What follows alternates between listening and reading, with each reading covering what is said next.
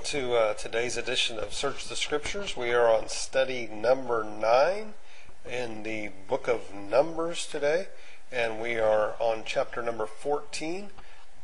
We are beginning with the first half of verse number 10, second half, of verse number 10 of chapter 14, and going all the way through the end of the chapter in verse number 45. We're going to answer two different questions in the study today. The first question, what can we learn from Moses' prayer, especially concerning governing motives and grounds of appeal to God? And then secondly, although forgiven, the people suffer the consequences of their sin. How? And in what ways do they show themselves throughout this story to be typical of us? Let's look now at Numbers chapter number 14. We will begin with verse number 10 and go through the end of the chapter. Numbers 14 and verse 10, but the whole assembly talked about stoning them. This was immediately after Joshua and Caleb said to the people of Israel, we can go in, we can take the land. And the people were just violently upset about that. They did not want to risk invasion of Canaan. They had instead believed the word of the 10 spies.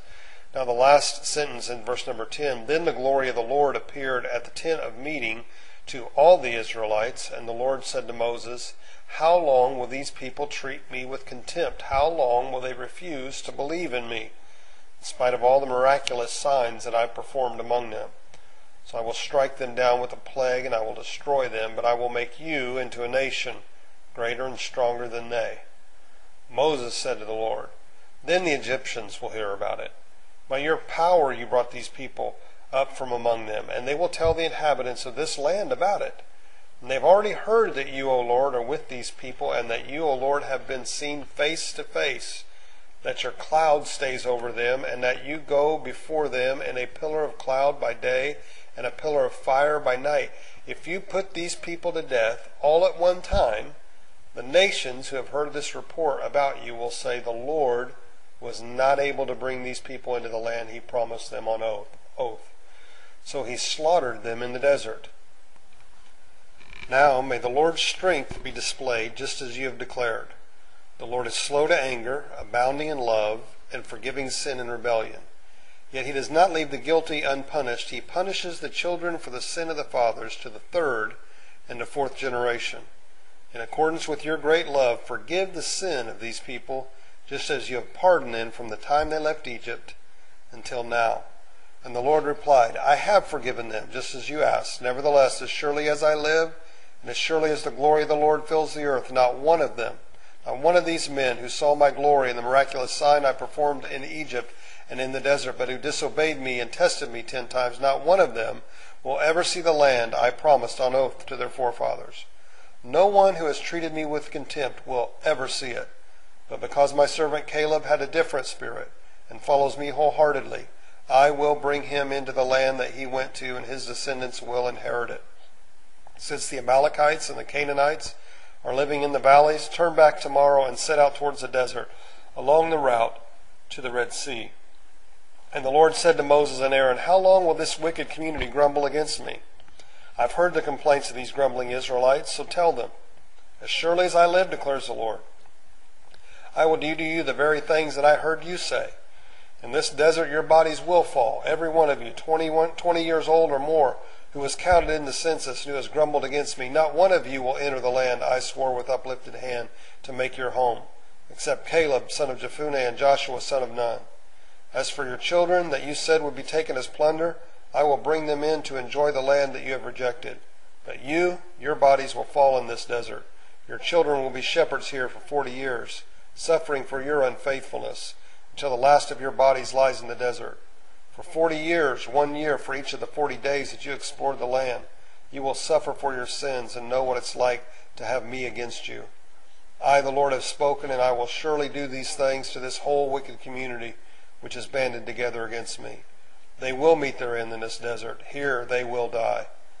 So the men Moses had sent to explore the land and returned and made the whole community grumble against him by spreading a bad report about it. These men, responsible for spreading the bad report about the land, were struck down and died of a plague before the Lord.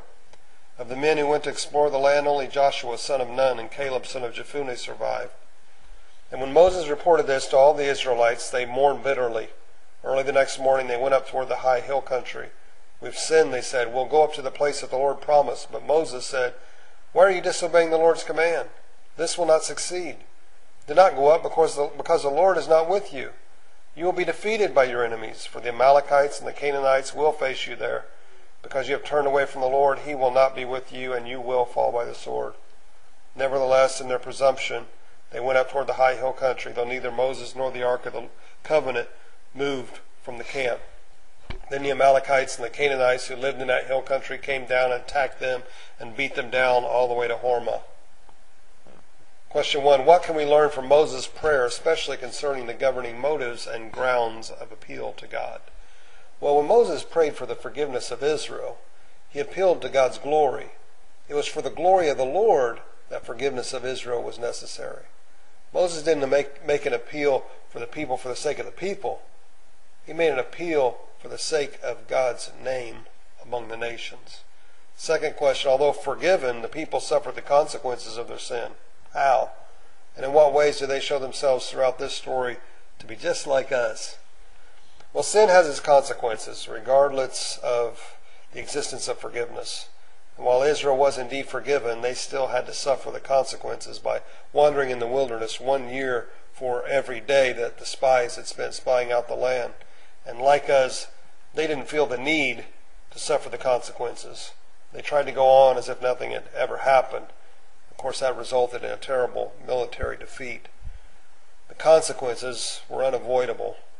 The only thing left to do was to face the results and to avoid future disobedience.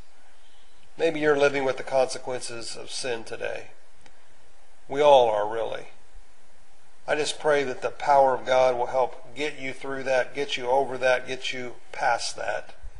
And I pray that God will help you avoid sin and thereby avoid future consequences. I hope this study's been helpful to you. God bless. Have a fantastic rest of your day.